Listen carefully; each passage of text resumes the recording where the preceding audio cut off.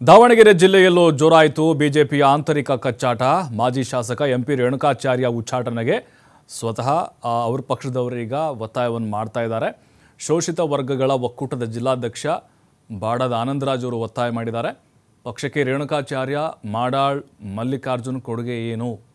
ಜಿಲ್ಲೆಯಲ್ಲಿ ಭಿನ್ನ ಮತವನ್ನು ಹುಟ್ಟುಹಾಕಿದೆ ರೇಣುಕಾಚಾರ್ಯ ಟೀಮ್. ಇವರ ಆಟದಿಂದ ಪ್ರಾಮಾಣಿಕ ಬಿಜೆಪಿ ಕಾರ್ಯಕರ್ತರಿಗೆ ನೋವಾಗಿದೆ. ಪಕ್ಷಕ್ಕೆ ದುಡಿಯದೆ ಅಧಿಕಾರ ಅನುಭವಿಸಿದ ನಾಯಕರು ಇವರೆಲ್ಲ. ಪಕ್ಷದ ಹಿರಿಯರ ಬಗ್ಗೆ ಅಗೌರವದಿಂದ ಮಾತನಾಡ್ತಾರೆ. ಇವರಿಗೆ ಯಾವ ನೈತಿಕತೆ ಇದೆ?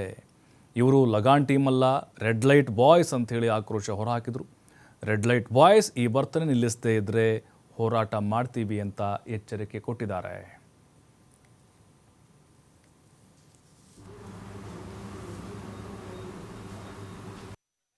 ದಾವಣಗೆರೆ ಜಿಲ್ಲೆಯಲ್ಲಿ ಬಿಜೆಪಿಯಲ್ಲಿ ಭಿನ್ನಮತ ಹುಟ್ಟಾಗ್ತಿರ್ತಕ್ಕಂಥ ರೆಡ್ ಲೈಟ್ ಬಾಯ್ಸ್ ರೇಣುಕಾಚಾರ್ಯ ಮತ್ತು ಮಾಡಾಳ್ ಮಲ್ಲಿಕಾರ್ಜುನ್ ಅವ್ರನ್ನ ಈ ತಕ್ಷಣದಿಂದಲೇ ಉಚ್ಚಾಟಿಸ್ಬೇಕು.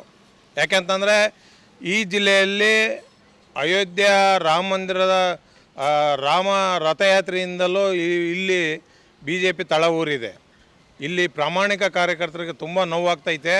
ಇವರು ಎಚ್ಚೆತ್ಕೊಳ್ಬೇಕು. ರೇಣುಕಾಚಾರ್ಯ ಅವರು, ಮಾಡಾಳ್ ಮಲ್ಲಿಕಾರ್ಜುನ್ ಅವರು ಈ ಪಕ್ಷದಲ್ಲಿ ಏನೋ ಪಕ್ಷಕ್ಕೆ ದುಡಿಯದೆ ಅಧಿಕಾರ ಅನುಭವಿಸಿ ಬ್ರಹ್ಮಾಂಡ ಭ್ರಷ್ಟಾಚಾರ ಮಾಡಿ ಇವತ್ತು ಪ್ರಾಮಾಣಿಕರ ಬಗ್ಗೆ ಮಸಿ ಬೆಳಕಂತಕ್ಕಂಥ ಕರ್ತವ್ಯನ ಕಾರ್ಯವನ್ನು ನಿಲ್ಲಿಸ್ಬೇಕು, ತಕ್ಷಣ ನಿಲ್ಲಿಸ್ಬೇಕಂತೇಳಿ ಈ ಮೂಲಕ ಒತ್ತಾಯಿಸ್ತೀವಿ. ಇದು ದಾವಣಗೆರೆ ಜಿಲ್ಲೆಯ ಲಗನ್ ಟೀಮ್ ಅಲ್ಲ, ಇದು ರೆಡ್ ಲೈಟ್ ಬಾಯ್ಸ್ ಅಂತ ಹೇಳಿ ನೂತನವಾಗಿ ಆಯ್ಕೆ ಮಾಡಿದ್ದೀವಿ.